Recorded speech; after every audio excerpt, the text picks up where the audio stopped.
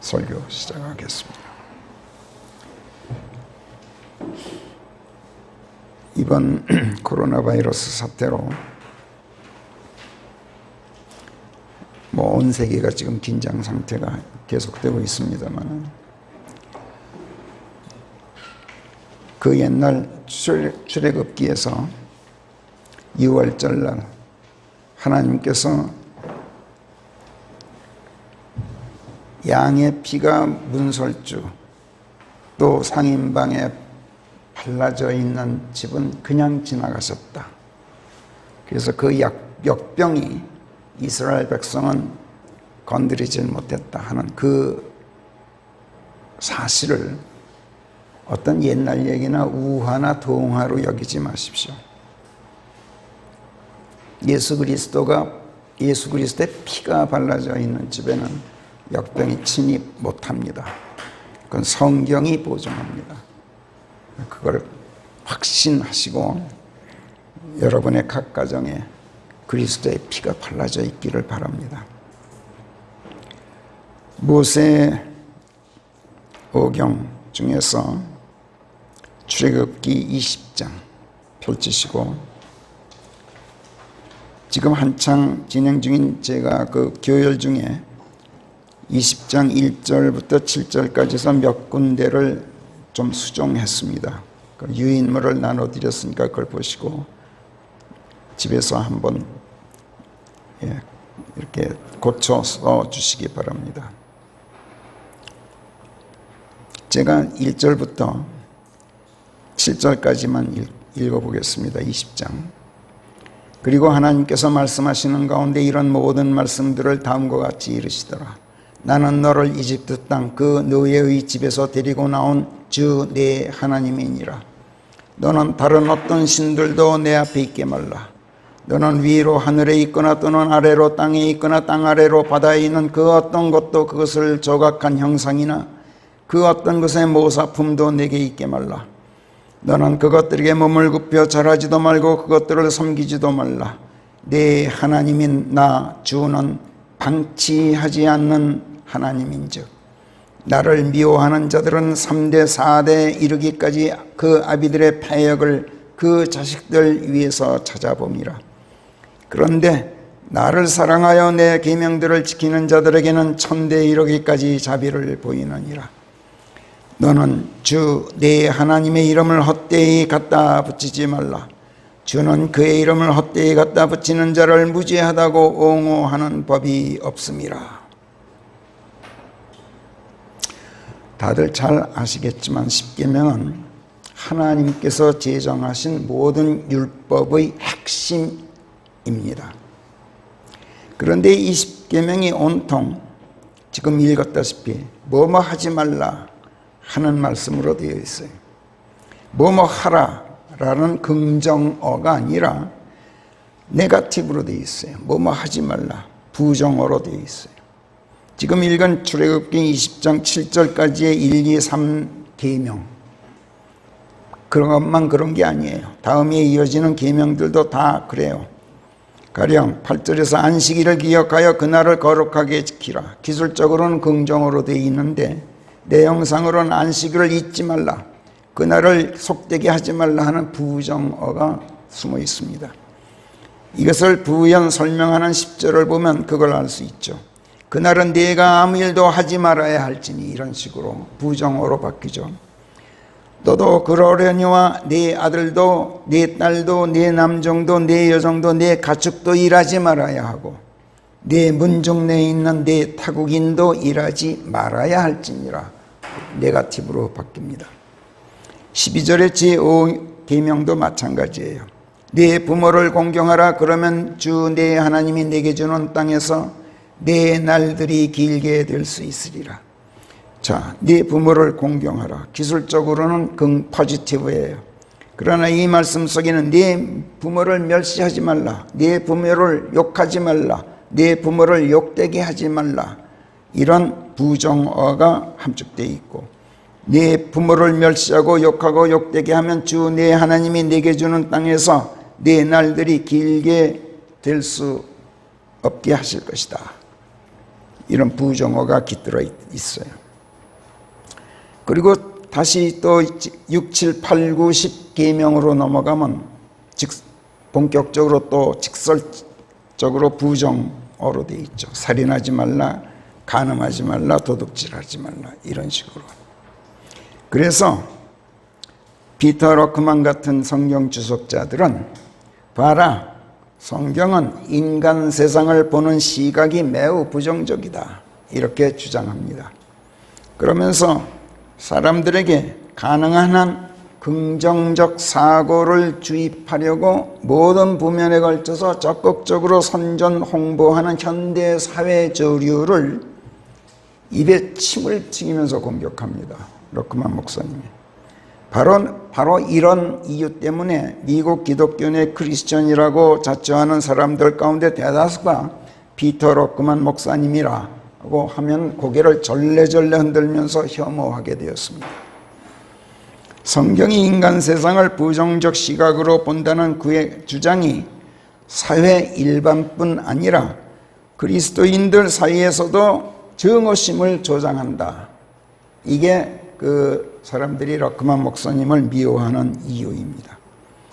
우리나라에서도 두드러진 피터 러크만 파로 알려진 어떤 목사님도 그리스도인들 간의 증오심을 조장하는 아주 강한 성향 때문에 많은 사람들에게 혐오감을 심어왔죠.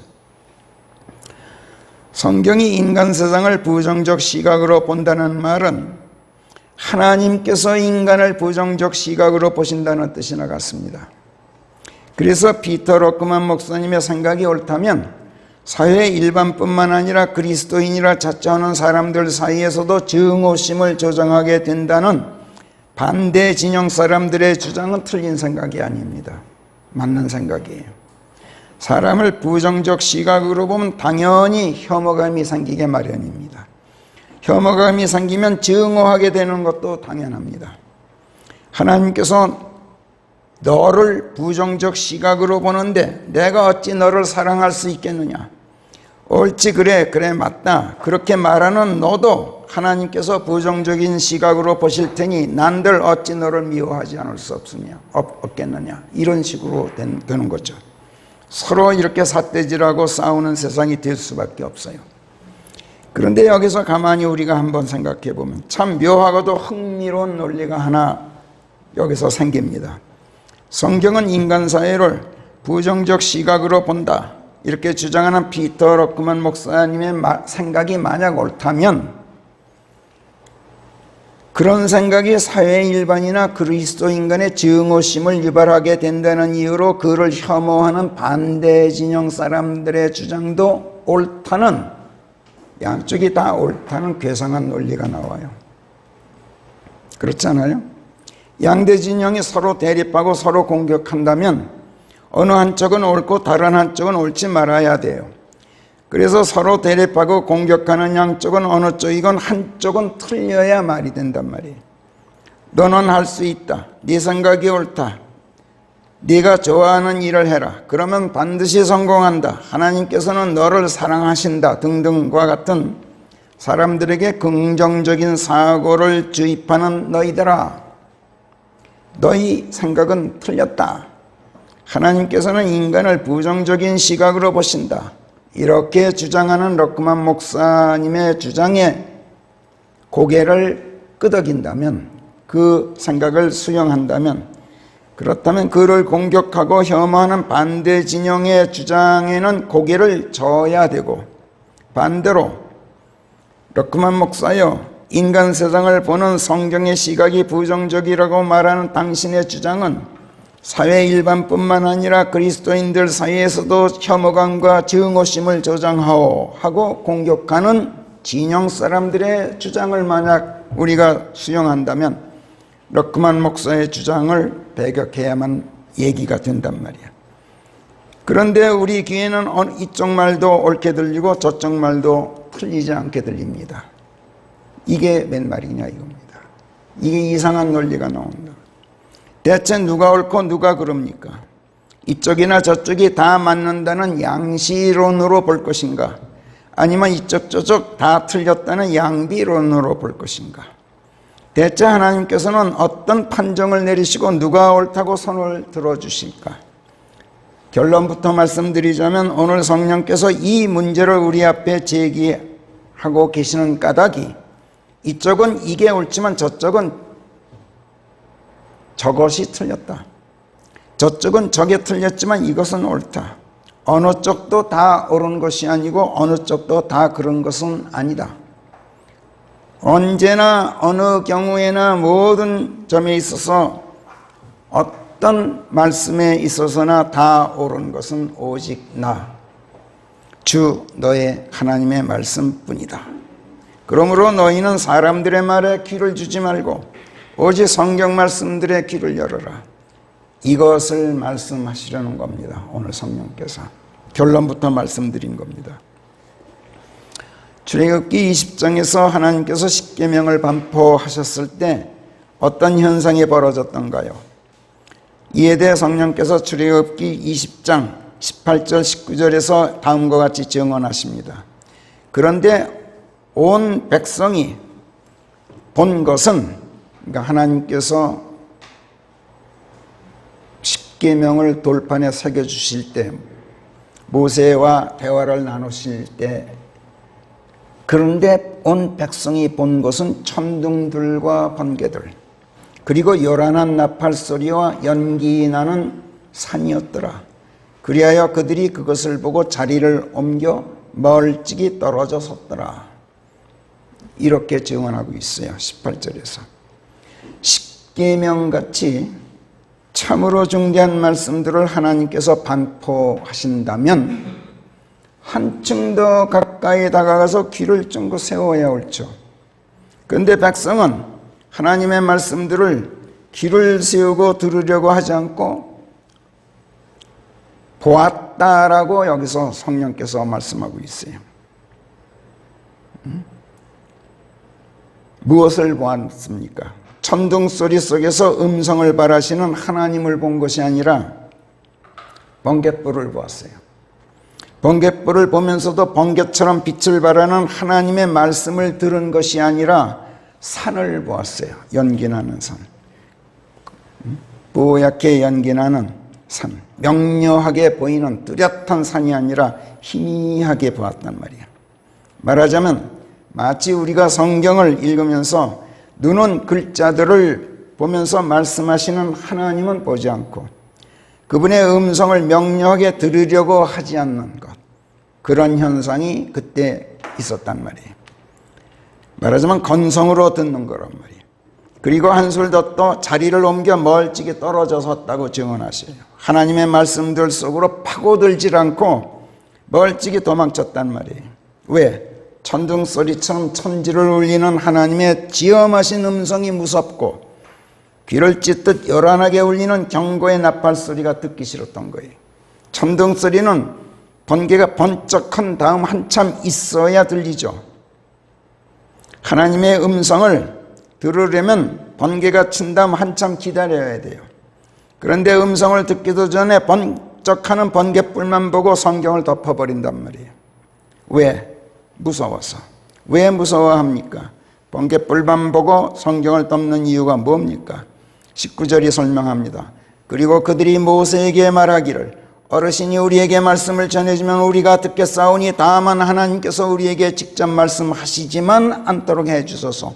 우리가 죽을까 두렵나이다 하더라. 성경 말씀들은 사람의 폐부를 찌르죠. 폐부를 찌르는 아픔만 주는 게 아니에요. 성경 말씀들은 사람을 죽입니다. 히브리서 4장 12절이 뭐라 그럽니까? 실로 하나님의 말씀은 살아계시고 권능이 넘치며 그 어떤 양날 가진 검보다도 더 예리해서 혼과 영을 찔러 가르기까지 하고 관절들과 골수들을 갈라 나누며 마음속 생각들과 의도들을 꿰뚫어 보시는 분이시니라. 이렇게 증언합니다. 그래서 사람들이 성경을 읽으면서도 건성으로 읽고 넘어가요. 양날 가진 검으로 혼과 영이 찔러 갈라지는 게 싫고 관절들과 골수들이 갈라 나누어지는 게 아프단 말이에요. 더구나 마음속 생각들과 의도들을 하나님께서 꿰뚫어 보시는 게 너무나 무서워. 그래서 하나님의 음성에 귀를 기울이려고 하지 않고 어떻게 합니까? 사람의 말에 귀를 기울이기를 좋아해요. 어르신이 우리에게 말씀을 전해주면 우리가 듣겠사오니, 그런 심정에서 나온 거예요. 그래서 출애굽 당시 이스라엘 백성은 모세 한 사람을 선생으로 모시고 있었어요. 근데 그건 옛날 얘기이고 디모데후서 4장 3절 말씀 맞다나 지금 사람들은 건전한 교리는 견뎌내려 하지 않으면서 귀는 간지러워서 자신들의 정욕들을 채우려고 자신들에게 교사들을 산더미처럼 쌓아둔다고 말씀하셨듯이 지금은 그런 시대예요. 디모데후서 4장 3절은 그런 때가 오게 되어 있다고 예고했지만 그런 때가 온 지는 이미 오래됐어요. 우리 교회처럼 달랑 목사 한 사람 교사로 세워놓은 교회가 아니라 담임 목사 한 사람의 수십 명 부목사들, 전도사들, 교사를 교사로 두고 있는 소위 대형 교회 사람들도 어르신이 우리에게 말씀을 전해주면 우리가 듣겠사오니 이렇게 말하지 않아. 지금은 건전한 교리는 견뎌내려 하지 않는 거예요. 그러면서 귀는 간지러워. 그래서 교사들을 쌓아두고 이 사람 저 사람 찾아다니면서 이 사람 저 사람 짓거리는 소리에 귀를 기울입니다. 그러기만 하면 좋게요. 이 사람 저 사람한테 들은 그 헛소리들을 성경 말씀들에 부합하는 건전한 가르침이 아니란 게 명백한데도 그 헛소리들을 이 사람 저 사람한테 무책임하게 퍼뜨리고 다니면서 그러고도 빈축을 사고 있어. 그러나 성경은 이런 사람들에게 뭐라 그럽니까? 디모데후서 4장 2절에서 먼저 오래 참음과 교리를 다하여 가책받게 하고 견책하며 권면하라라고 촉구합니다.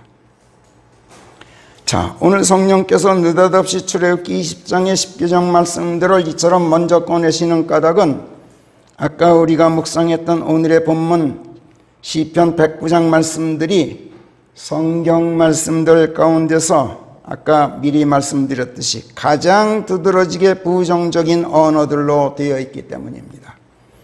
그래서 성경 말씀들을 긍정적인 시각으로만 받아들이고 긍정적으로만 해석하고 가르치려는 사람들이 너는 주 내 하나님의 이름을 헛되이 갖다 붙이지 말라 하신 이 제3계명을 정면으로 어기고 있음을 경고하시려는 겁니다. 사실 그리스도인들이라고 자처하는 우리가 가장 아무렇지 않게 범하는 죄가 뭔지 아세요? 10계명 중 이 제3계명을 어기는 죄입니다. 미국에 비하면 우리나라는 훨씬 덜한 편입니다만 피터 로크만 목사님은 여기서 레위기 24장에 나오는 어떤 말씀을 이야기합니다. 어떤 남자가 있었어. 어미는 이스라엘 여인인데 아비는 이집트 사람이야. 그냥 혼혈이에요. 그런 자가 이스라엘 사람인 어떤 사내와 언쟁을 하는데 그 자가 주의 이름을 모독하여 욕되게 하였다. 이렇게 레위기 쓰고 있어요. 11절에서. 하나님의 이름을 대놓고 욕한 게 아니라 그분의 이름을 모독했다고 말씀해요. 하나님의 이름을 지켜 세우는 것 같지만 언뜻 들으면 사실은 그분의 이름을 헛되이 갖다 붙여서 하나님의 이름을 욕되게 했다. 이런 뜻으로 로크만 목사가 해석하고 있는데 저도 동의해요. 그래서 사람들이 그를 모세에게로 끌고 와서 감방에 가둬놓고 이런 경우 하나님의 생각은 어떠하신지 여쭤봤어요. 하나님의 이름을 대놓고 욕했다면 두말할 것도 없이 돌로 쳐 죽일 수 있었는데 그게 아니라 하나님의 이름을 표면상으로는 지켜 세우는 거야. 하나님께 영광을 돌리는 것 같아. 겉으로 보기엔. 근데 암만 생각해도 그 말 속에 하나님을 욕되게 하는 어떤 더러운 속마음이 감춰져 있는 것처럼 들려. 그러니 이럴 때는 어떻게 처리해야 될지 몰랐던 거예요, 이스라엘 백성이. 하나님께 여쭤봤어요. 그러면서 이제 예를 들면 이런 경우예요. 미국 사람들이 흔히 쓰는 말로 God damn. 뭐 여러분들 잘 아시죠?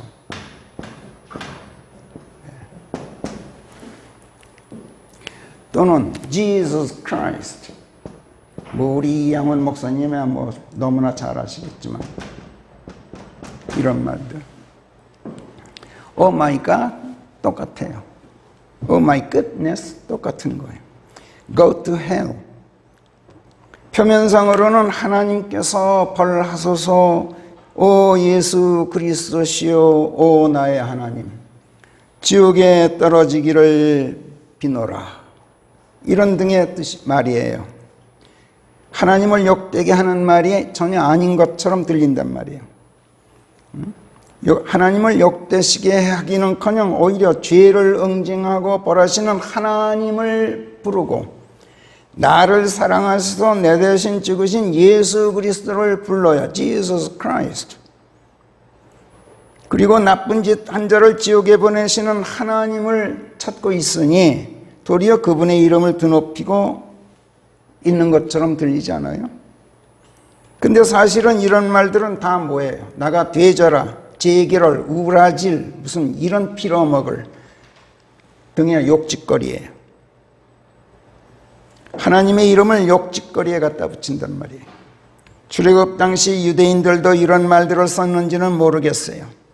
아무튼 이런 식의 말을 레위기에서 그자가 내뱉은 것이었는데 유대인들이 이것을 어떻게 받아들여야 할지 그 당시로서는 몰랐던 거예요. 그래서 하나님께 여쭤봤어요. 그러자 하나님께서 모세에게 말씀하십니다. 레위기 24장 24장 아닌 것 같은데 다시 한번 확인해 볼게요. 그자를 진영 밖으로 끌어내 모든 회정이 그를 돌로 치게 하라. 석청에 처하라고 하나님께서 명령하시오. 그리고 너는 이스라엘 자손에게 일러 말하기를, 누구든지 자기의 하나님을 욕되시게 하는 자는 자신의 죄를 짊어져야 할지니라 하라. 그런즉 주의 이름을 모독하는 자 그는 반드시 처형되어야 할지니 모든 회중이 반드시 그를 돌로 쳐야 할지니라. 러크만 목사님이 이 이야기를 여기서 하고 있어요.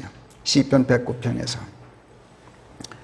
그러면서 미국에서 이 제3계명을 어기는 죄를 만약 단속한다면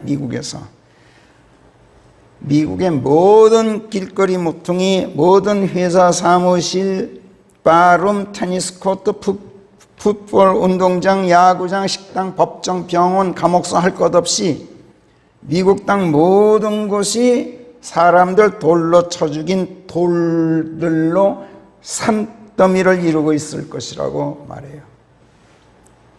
야구팀 포수는 타자를 욕하죠. 타자는 심판을 욕하죠. 소방관은 건물 지은 사람 욕하죠. 경찰은 교통을 욕하고, 조종사는 관제탑을 욕하고, 부조종사는 조종사를 욕하고, 식당 종업원은 손님을 욕하고, 손님은 음식을 욕하고, 선생은 학생을 욕하고, 학생은 선생을 욕하고, 공산주의자들은 경제체제를 욕하고, 목수는 연장을 욕하고, 심지어 교회에서도 목사는 평신도를 욕하고, 평신도는 목사를 욕하는데 그 욕설들이 뭐야? God damn, Jesus Christ, oh my God, go to hell, oh my goodness, 때로는 my gracious. 이게 욕이 될 것 같지 않은데 욕이야.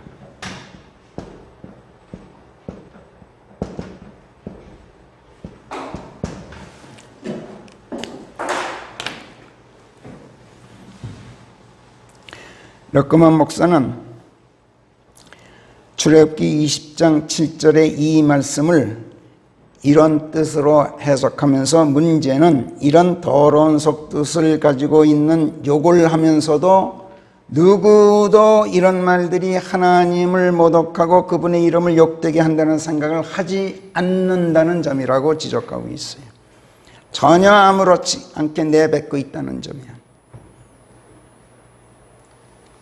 그런데 다른 대부분의 주석자들은 그렇게 해석하지 않고 제3계명을 어떤 맹세를 하면서 하나님의 이름을 함부로 갖다 붙이지 말라는 뜻으로 해석을 해요. 대부분이 그렇게 해석해요. 러크만 목사는 펄펄 뛰죠. 절대로 그런 뜻이 아니다. 자, 어쨌든 어느 쪽이건 아주 틀린 해석은 아닌 것으로 저는 봐요. 맹세할 때 하나님의 이름을 걸고 함부로 하지 말라는 뜻도 있을 것 같고, 제 생각에는 러크만 목사님의 해석은 저는 더 지지하고 그런 입장이에요. 그렇지만 문제는 이쪽이나 저쪽이 하나님의 이름이라는 그 말씀의 성경적 의미를 우리만큼 정확하게 해석하지 못했다는 점이에요. 하나님의 이름이란 말은 주, 여호와, 창조자, 구원자, 심판자, 권능자, 지존자, 전지자 등등처럼 하나님의 일컫는 명칭이라는 뜻도 있지만, 이런 뜻에서 하나님께서 이루시는 그분의 모든 말씀들, 또 그러하신 하나님을 일러 말씀하시는 성령 하나님의 말씀들, 즉 성경 말씀들이 곧 하나님의 이름이고 그리스도의 이름이고 또 성령의 이름이라고 우리는 배워왔어요. 신명기 18장 18절부터 22절까지 해서 하나님께서 모세에게 이런 말씀을 하셨어요. 제가 읽을 테니 눈으로 따라 읽으십시오. 내가 저들의 형제들 가운데서 너와 같은 한 선지자를 저들에게 일으켜 세우고 내 말을 그의 입에 넣어 주겠나니 내가 그에게 명령하게 될 모든 것을 그가 저들에게 전하여 주게 되리라. 그리하여 그가 내 이름 안에서 전하게 될 내 말씀에 귀를 기울이지 않는 자는 누구든지 내가 그를 문책하게 되리라. 그러나 내가 그에게 전하라고 아는 말을 한마디라도 추측해서 내 이름 안에서 짓거리거나, 여기서 in my name 이렇게 나와요. 또는 다른 신들의 이름 안에서 짓거리는 예언자, 바로 그 예언자는 죽게 되리라. 그리고 만약 네 마음속으로 네가 말하기를 주께서 이르지 않으신 말씀을 우리가 어떻게 알 수 있으랴 하고 있는데, 어떤 선지자가 주의 이름 안에서 전할 때 그 일이 뒤따르지 않거나 실제로 일어나지 않는다면 이것이 바로 주께서 이르신 말씀이 아니라 그 선지자가 제멋대로 짓거린 것인즉 그를 내가 두려워해서는 안 될지니라. 이런 말씀을 하셨어. 이 말씀들 가운데서 내 이름 안에서 전하게 될 내 말씀, 한마디라도 추측해서 내 이름 안에서 짓거리는 예언자, 또는 주의 이름 안에서 전할 때 그 일이 뒤따르지 않거나 실제로 일어나지 않는다면, 이런 대목에서 내 이름 안에서 라는 말씀을 우리말 역본들이 다 같이 하나님의 이름을 빙자해서 하나님의 명의로 예언하거나 짓거리거나 한다는 뜻으로 잘못 이해를 하고 다 같이 하나님의 이름으로 라고 옮겼죠. 어딜 보나 다 그렇게 돼 있어요. 전부 by my name인 것처럼 옮겨놨단 말이야.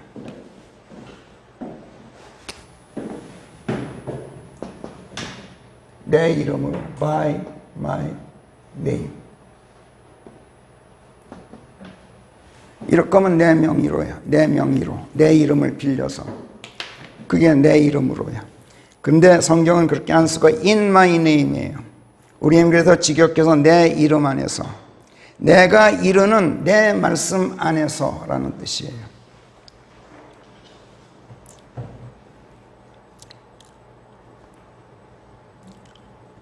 하나님의 선지자는 하나님께서 이르신 말씀에서 조금 더 벗어나지 않고 하나님의 말씀 그 안에서 그 말씀을 그대로 전해요.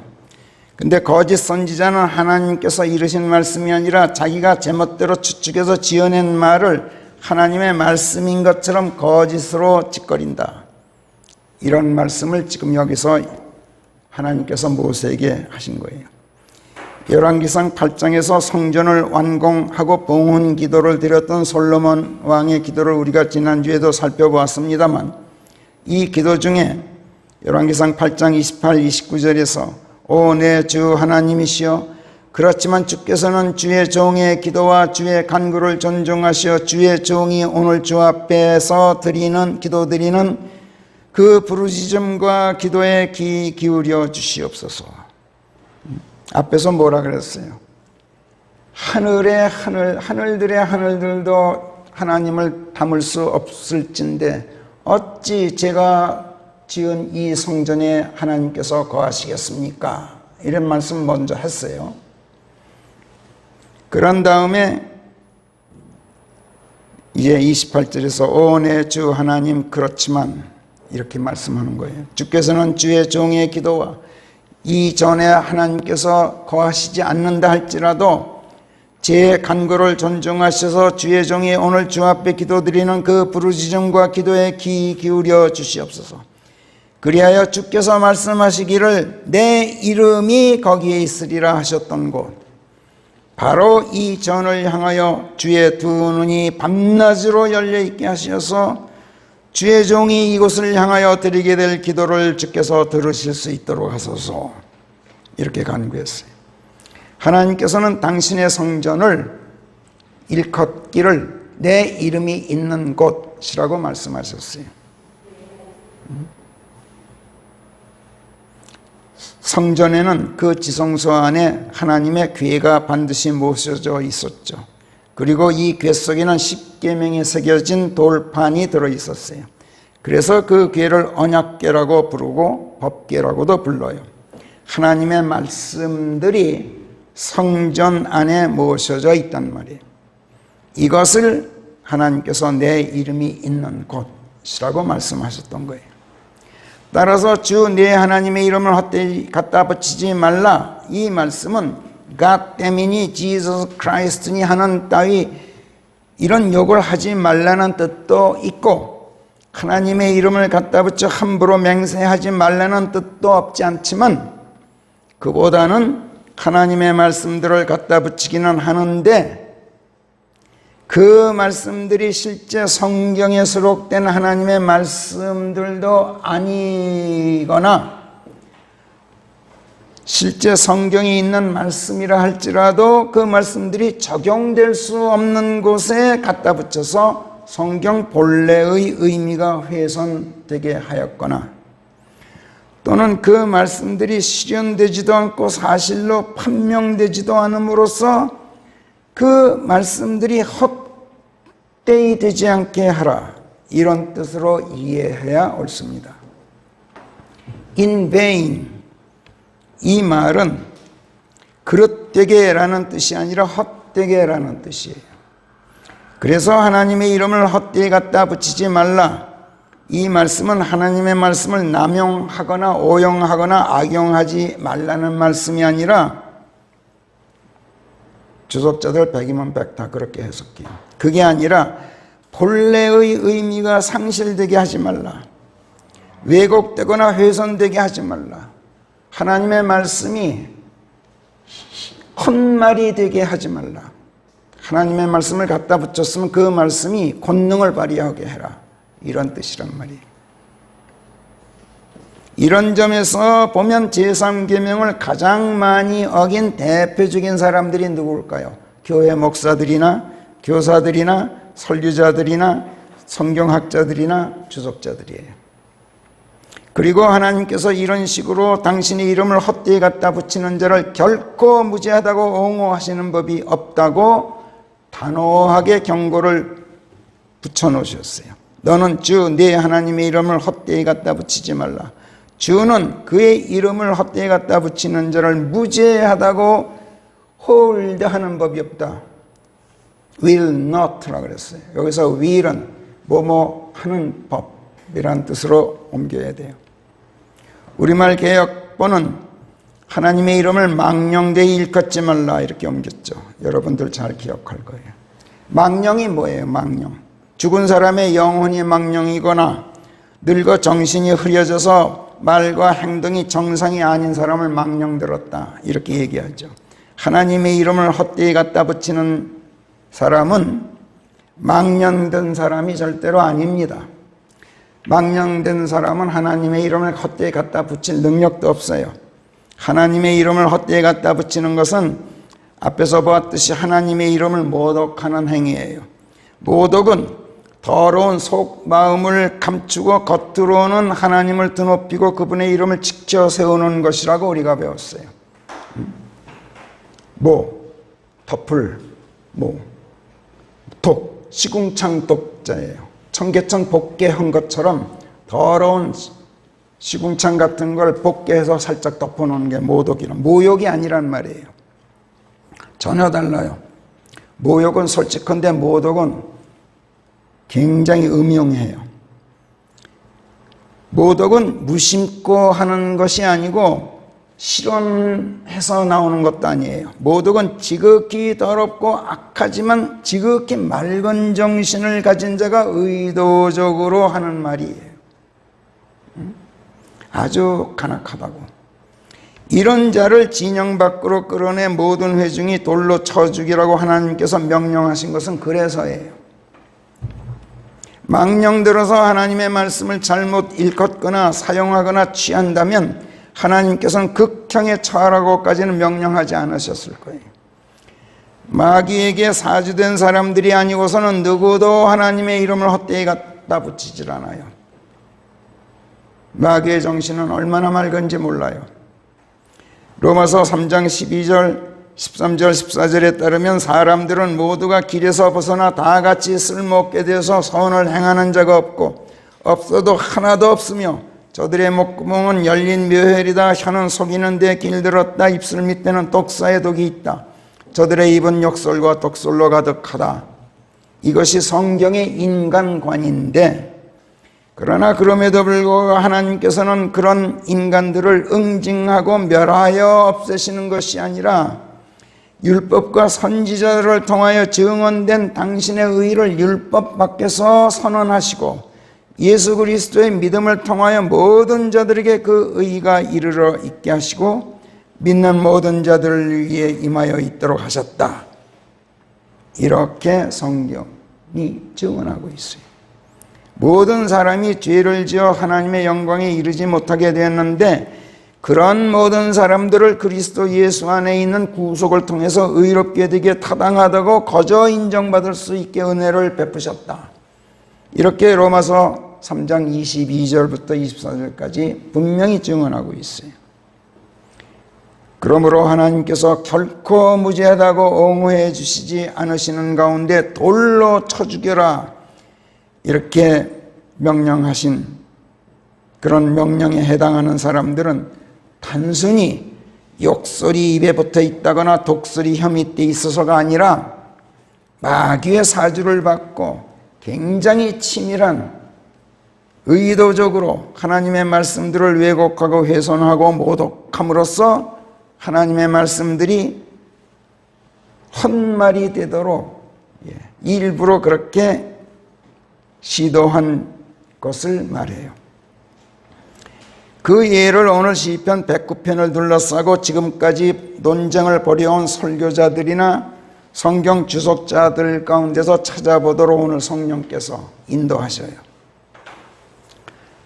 성경 전체 150편 2461절로 되어 있는 시편, 킹제임 성경으로 따지면 단어 수가 42,682개. 이런 시편은 하나님에 대한 찬성시로 성경의 중심이다 이렇게 보통들 말해요. 성경의 중심이 되는 책이란 말이에요. 그래서 마틴 루터 같은 양반은 시편을 두고 성경 속의 작은 성경이다 이렇게 말했어요. 맞는 말이에요. 그런데 언뜻 보면 하나님에 대한 찬양이 시편에 우리가 언뜻 볼 때 하나님에 대한 찬양이 전체 내용의 주류를 이루고 있는 것 같아요. 그렇지만 찬찬히 분석해 보면 놀랍게도 절반 이상이 세상에 대한 부정적 시각 내지 증오심의 표출로 되어 있어요. 시편이. 그리고 더 놀라운 것은 세상에 대한 부정적 시각과 증오의 표출이 시편에 나타나고 있는 이것이 바로 하나님에 대한 찬양을 이끌어내고 있다는 점이에요.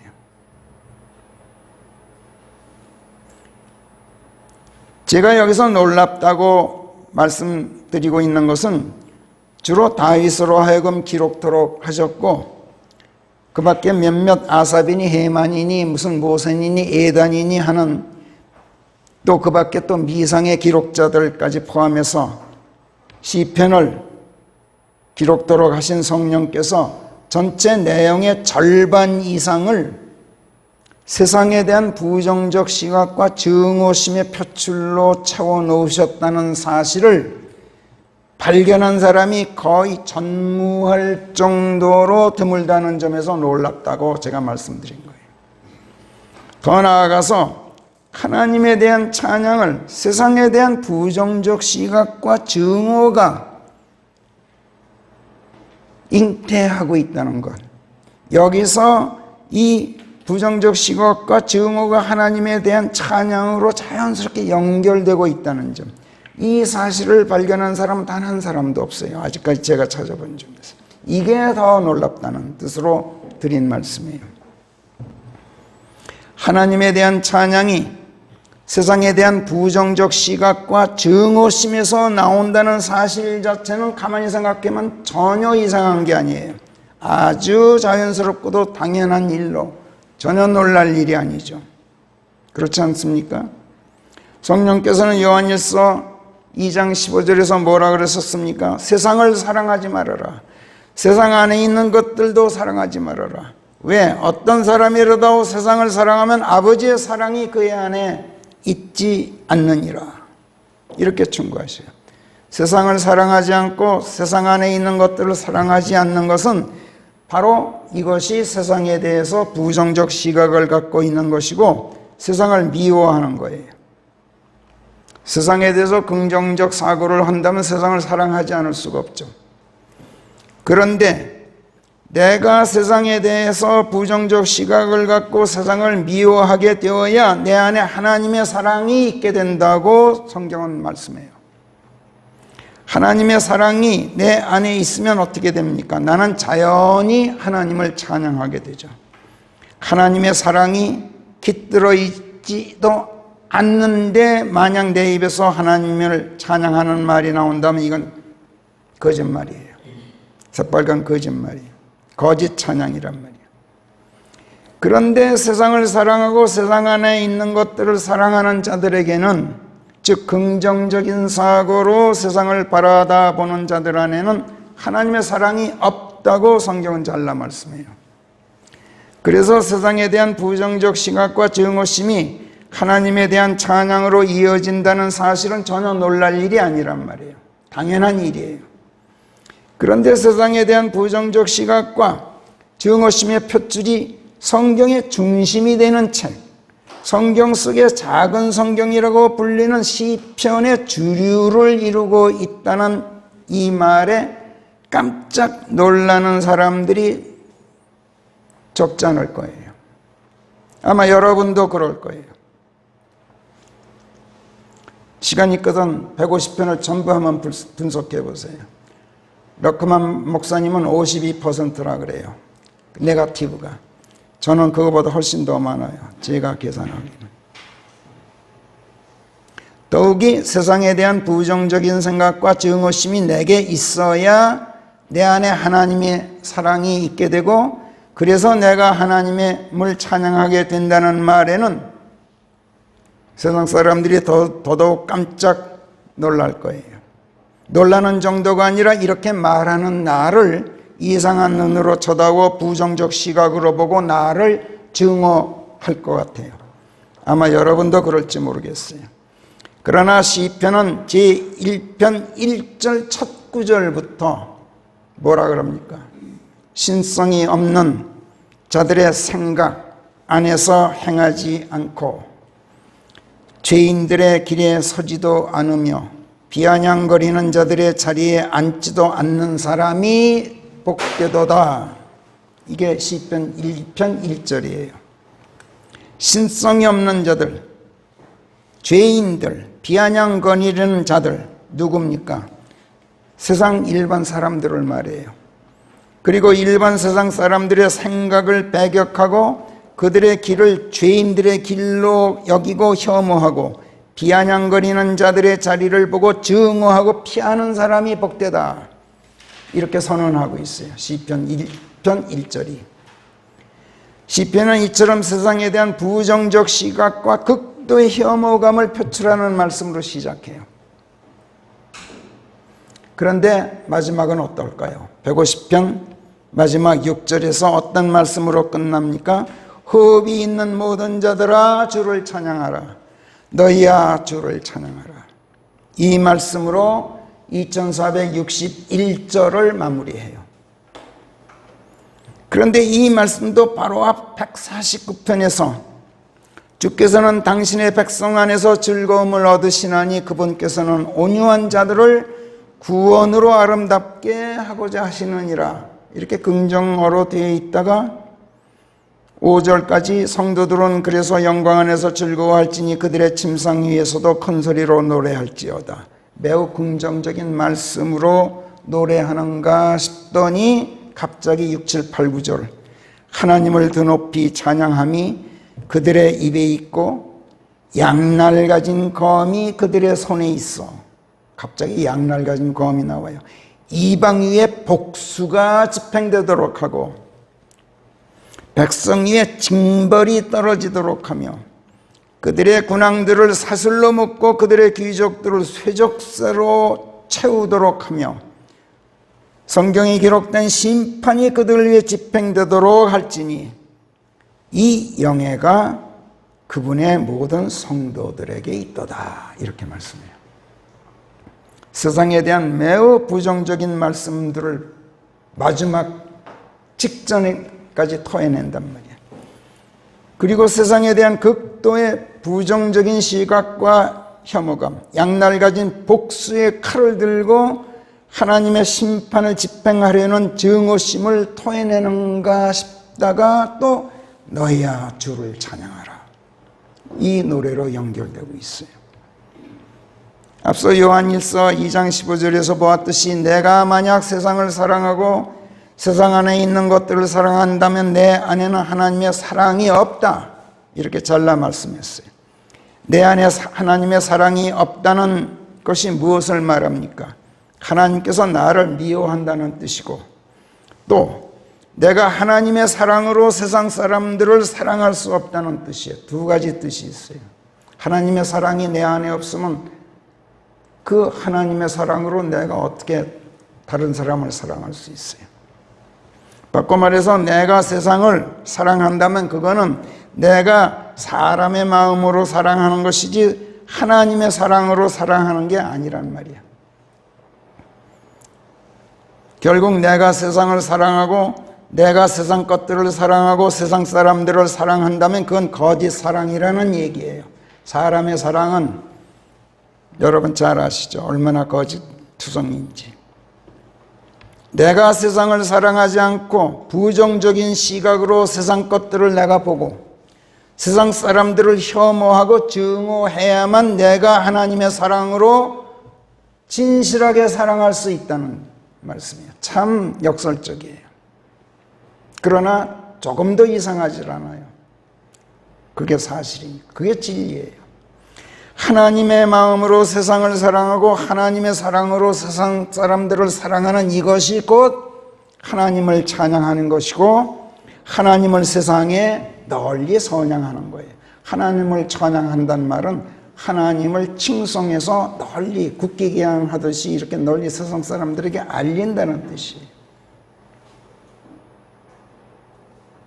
왜 그래야 됩니까? 바로 하나님께서 세상을 부정적인 눈으로 보시고 세상 사람들을 미워하시기 때문에 예수께서 17장에서 성부 하나님께 기도를 하셨죠. 당신의 제자들을 위해서 기도할 때 이렇게 기도합니다. 제가 기도합니다. 저는 세상을 위해서가 아니라 아버지께서 제게 주신 이들을 위하여 기도합니다. 이렇게 말씀하셔요. 6절에서. 이 말씀은 이들을 위해서 기도하신다는 이 말씀은 이들을 사랑한다는 뜻이죠. 세상을 위해서 기도하지 않습니다. 이 말은 세상을 미워하신다는 뜻이에요. 하나님께서는 세상을 미워하셔요. 그런데 저 유명한 요한복음 3장 16절에서는 성령께서 뭐라 말씀합니까? 하나님께서 세상을 그같이 사랑하셔서 당신의 독생자를 주셨다, 이렇게 말씀해요. 그래서 누구든지 believe in him 하는 자는, 여기서 또 우리말 역본들이 누구든지 believe in him, 이걸 직역하면 그거예요. 그분 안에서 믿는 거예요. 예수님 안에서 믿으면 예수님, 하나님의 마음으로 믿는 거예요. 하나님의 말씀을 믿어도 하나님의 생각으로 그 말씀을 이해하고 수긍하고 동의하는 거예요. 사람의 마음이 아니란 말이에요. 사람의 마음이 믿는 거는 변덕이 죽을 듯이 변해요. 오늘 믿다가 내일 안 믿는단 말이에요. 그래서 누구든지 그분 안에서 믿는 자, 예수님께 내가 밀착해서 그분 안으로 들어가 한 몸이 되어서 그분의 생각, 그분의 감정, 그분의 마음으로 믿어야 그게 믿음이란 말이에요. 내가 믿으면 내 신념이지 믿음이 아니에요. 누구든지 believe in him 하는 자는 하나님의 독생자이신 예수 그리스도 그분 안에서 믿는 자는 세상 안에서 믿는 것이 아니라 사람의 혈과 육안에서 믿는 것이 아니라 오직 예수 그리스도께 밀착해서 그분과 한 몸이 이룬 가운데 그분 안에서 믿는 자는 멸망하지 않고 영원한 생명을 가질 수 있다. 그리스도 안에서 믿으면 하나님의 참되신 마음, 하나님의 신실한 생각, 또 그분의 거짓 없는 감정으로 믿게 돼요. 하나님께서는 세상을 부정적 시각으로 보시고 세상 사람들을 미워하고 혐오하시지만 그렇기 때문에 그들로 하여금 그들의 육신적인 마음, 세상 사람들의 거짓된 생각, 그들의 변덕스러운 감정이 아니라 하나님 당신 자신의 그 참되신 마음, 당신의 그 신실한 생각, 하나님의 그 변함없는 감정으로 당신의 말씀을 믿도록 하시고 예수 그리스도를 믿도록 하시고 그러려고 세상을 사랑하셨어요. 그리고 세상 사람들에게 당신의 독생자를 내주셨어요. 하나님께서 만약 세상에 대한 부정적인 시각이 없었다면 그렇게 못하셨을 거예요. 미움이 사랑을 잉태했던 거예요. 세상에 대한 하나님의 부정적 시각과 미움이 세상에 대한 사랑을 잉태하고 당신의 독생자까지 아낌없이 내어주실 만큼 뜨거운 사랑으로 연결됐던 거예요. 지난주 시편 110편을 공부하는 중에 우리가 이런 말씀을 배웠죠. 아침의 태, the womb of the morning. 아침의 태가 뭐냐? 아침을 잉태하는 태. 그것은 곧 밤이라 그랬죠. 밤이 아침을 잉태합니다. 그리고 싱싱한 새로움을 낳는 아침을 밤이 낳아준단 말이에요. 이걸 여러분들 기억하십시오.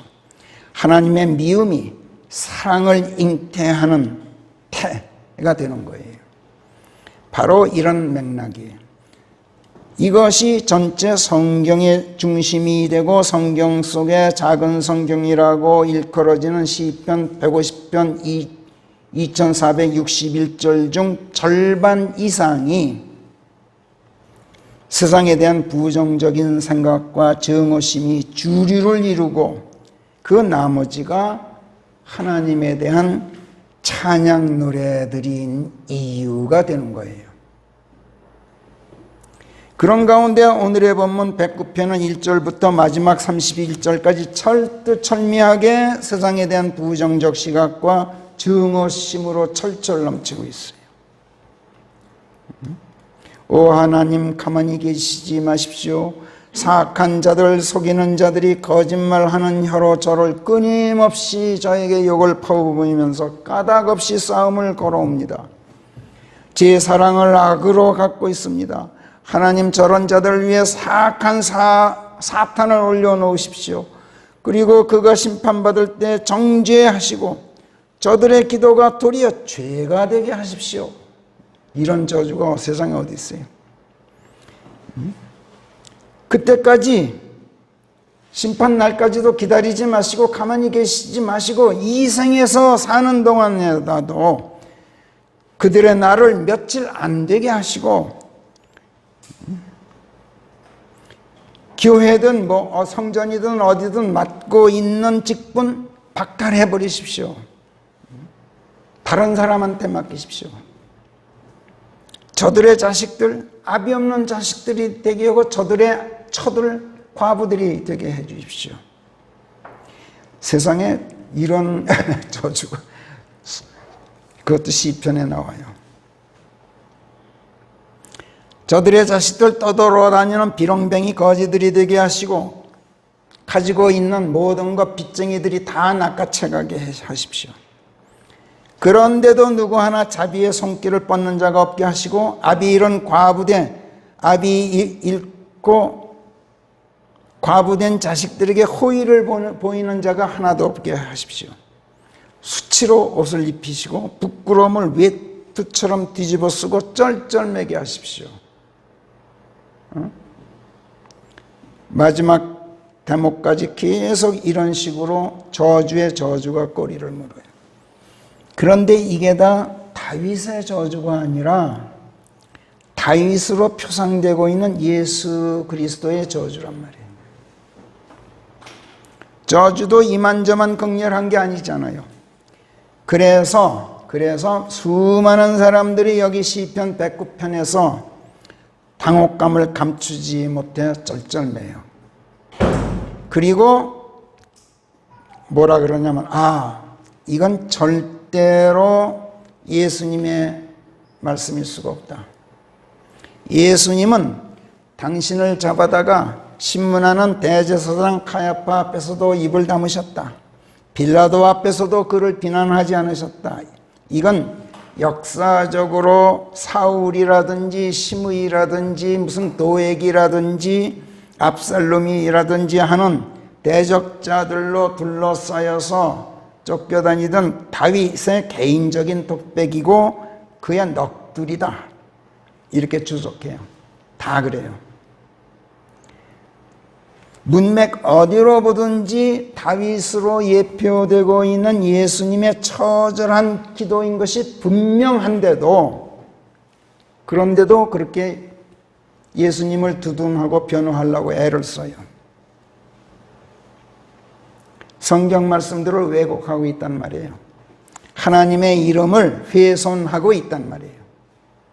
바로 이런 것이 주 하나님의 이름을 헛되이 갖다 붙이는 모독의 죄를 자행하고 있는 거예요. 럭크만 목사님의 책을 빌어서 시편을 이렇게 왜곡하고 예수님을 두둔하는 척하면서 오히려 더러운 속을 감추고 있는 모독을 자행하는 자들의 이름을 대면은 50명이 넘더라고. 무슨 스튜어트 커스터, 제임스 프라이스, 제임스 홉스, 알린 호튼, 데이트 홉스, 커티스 하슨, 척 스윈들, 해리 에머슨 포스딕, 노먼 빈센트 크롤, 밥존 4세, 페런 렐리쉬, 던밀, 제미 에이슨 포셋, 브라운, 도널드 프레이저, 도널드 워커, 셔먼, 심지어 스펄전 목사까지도. 스펄전 목사님은 제가 주석서를 봤어요. 이렇다고 럭크만 목사가 그들을 지적하고 신랄하게 비난을 해요. 넉나간 자들이라고. 그러면서 지금 이 시편 109편은 이처럼 생각이 관대한 척하는 보수주의자들, 생각이 아주 너그럽은 척하는 그런 근본주의자들이나 사회 개량주의자들이나 그런 자들이 자기네가 얼마나 사랑이 넘치는 다정한 사람들인지, 또 파리 한 마리 다치게 하기를 원치 않으시는 구원자 예수님 그 한 분을 자기네들이야말로 바르게 소개하기 위해서 얼마나 열성적인지를 과시하려고 행동을 개시하는 광경을 우리가 여기서 보게 된다. 이렇게 러크만 목사가 그의 책에 썼어요. 이 방화동에서 나온 시편 그 번역서에는 이런 말 전혀 그 사람들 다 빼버렸어요. 안 나와요. 이거는 그분의 원문에만 나오는 얘기들이에요. 그러면서 또 그는 금세기 글로벌 시민들에게 있어서 입에 담지 말아야 할 가장 지독한 욕이 뭔지 아느냐? 그건 곧 성별이라는 말, separation. separation은 우리가 번역할 때 성별이라 그러지만 그냥 분리예요. division, 분리주의, 분리하는 거. 그런 자들에게서 너희는 발을 빼라 그랬죠. 그게 division이란 말, separation이에요. 이 두 단어가 바로 현대 글로벌 시민들에게 있어서 가장 입에 담지 말아야 할 지독한 욕이라고 러크만 목사님이 말해요. 좀 과장했죠. 이 두 단어가 세상을 대하는 지극히 부정적인 사고를 담고 있기 때문에 그렇다는 거예요. 이런 부정적 시각이나 이런 부정적 사고, 네거티비즘, 이것은 진화론자들이나 동성애자들이나 인종혼합주의자들이나 사회주의자들이나 가톨릭주의자들이나 은사주의자들이나 성경학자들 같은 행음자들, 또 TV 전도자들의 같은 그런 사이비들의 눈에는 20세기 최악의 죄악이라고 러크만 목사는 말하고 있어요. 그 사람들은 이걸 가장 큰 죄악으로 보고 있다는 거예요. 아주 그냥 피를 토해내듯이 공격해요. 그분 그 특유의 그 있잖아요. 톤이. 근데 저는 거의 대부분 동의해요. 러크만 목사님이 옳아요, 제 생각에. 적어도 시편 109편을 둘러싼 논쟁에 있어서만큼은 그래요. 그리고 예수님을 변호한답시고 그를 공격하는, 러크만 목사를 공격하는 주석자들은 모두가 명백하게 틀렸어요. 적어도 109편을 둘러싼 논쟁에서만큼은 명백해요, 그게. 그러나 여러분, 하나님의 이름을 헛되이 갖다 붙이지 말라 하신 이 제3계명을 어기고 있다는 점에서는 양쪽이 다 똑같아요. 왜냐? 이미 오늘 앞에서 성령께서 우리에게 조명해 주셨습니다만 세상에 대한 부정적 사고나 세상 사람들에 대한 증오를 극렬한 저주의 말들로 표출하고 있는 이 시편 109편 말씀들 속에는 예수님을 대적하고 하나님의 말씀들을 믿고 수용하기를 거부하는 세상 사람들에게 당신의 독생자까지 아낌없이 내놓고자 하시는 하나님의 사랑이 잉태되고 있다는 사실을 이 사람들이 다 같이 발견하지 못했단 말이에요. 러크만 목사도 그렇고 반대 진영 사람들은 더더구나 이걸 보지 못한 채 하나님의 이름을 들먹거리고 있는 거예요. 결국 성경에 대한 해박한 지식을 갖고 있더라도 사람의 생각에서 나온 사람들의 말은 다 옳지가 않다는 얘기예요. 이게 결론이에요. 언제 어느 경우 무엇에 대해서나 옳은 것은 오로지 하나님의 말씀들 뿐이라는 거예요. 그렇기 때문에 아무리 귀가 간지럽더라도 아무리 근질거리더라도 사람의 말에는 제발 귀를 기울이지 말아라.